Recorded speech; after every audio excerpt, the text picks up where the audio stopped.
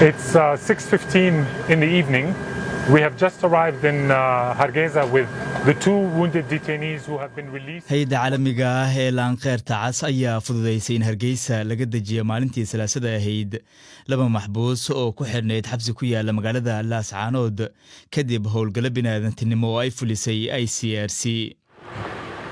labada maxbuus oo qabay dhaawacyo daran ayaa markii hore la geeyay magaalada Garowe halkaas oo duulimaad khaas ah oo ay la socdeen saraakiil ka tirsan laanqeyrta cas loogu sii gudbiyay caasimadda Hargeysa ee Somaliland si ay u helaan gargaarka gaarka ah ee ay u baahan yihiin maxbuustan.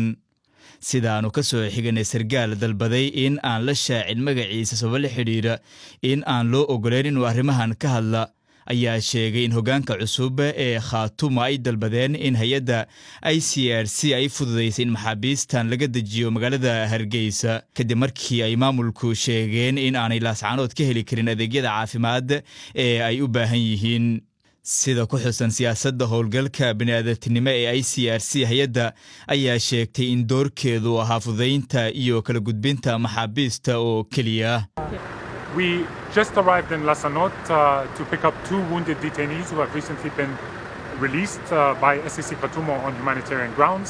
We are together with waxaan hadda soo gaarnay the magaalada Laascaanood si aan u qaadno laba maxbuus oo qaba dhaawacyo oo ay sii daayeen maamulka SAC Khaatuma kadib wadaxaajoodyo la xiriira arrimaha bini'aadantinimada. waxaan wada soconnaa ururka bisha cas ee Soomaaliya. joogsigeena xiga waa Hargeysa halkaa oo aanu ku wareejin doono ehelada maxaabiistan si ay u helaan gargaarka caafimaad ee ay u baahan yihiin. Our next stop will be Hargeisa, where we will hand over the released detainees to their families and where they will receive specialized medical treatment.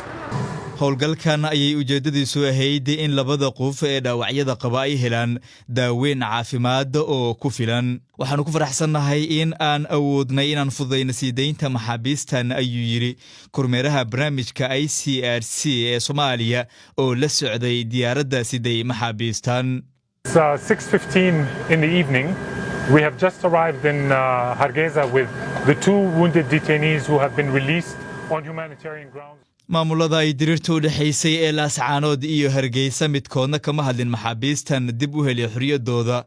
taabadelkeeda Hargeysa ayaa maalintii shalay ahayd sii daysay war-saxaafadeed u muuqday in gobolka Sool ay ka fulin doonaan howlgallo military. siideynta ayaa ku soo aadaysay xilli ICRC ay booqatay maxaabiista labada dhinac ee diriirta u dhaxaysay. 31 Agost koox ka socotay ICRC ayaa booqatay maxaabiista Laascaanood halka Sebtembar 4 koox kale ay booqatay xabsiga dhexe ee Hargeysa. ugu dambeyntii ICRC weli ma shaacin tirada maxaabiista laga qabtay SAC Khaatuma ee ku xiran xabsiyada dhexe ee Hargeysa walow sargaal kale oo maxalli ah uu barnaamijkan u sheegay in weli ay socdaan qiimeynta la xiriirta maxaabiista Khaatuma ee ku xiran xabsiga dhexe ee Hargeysa.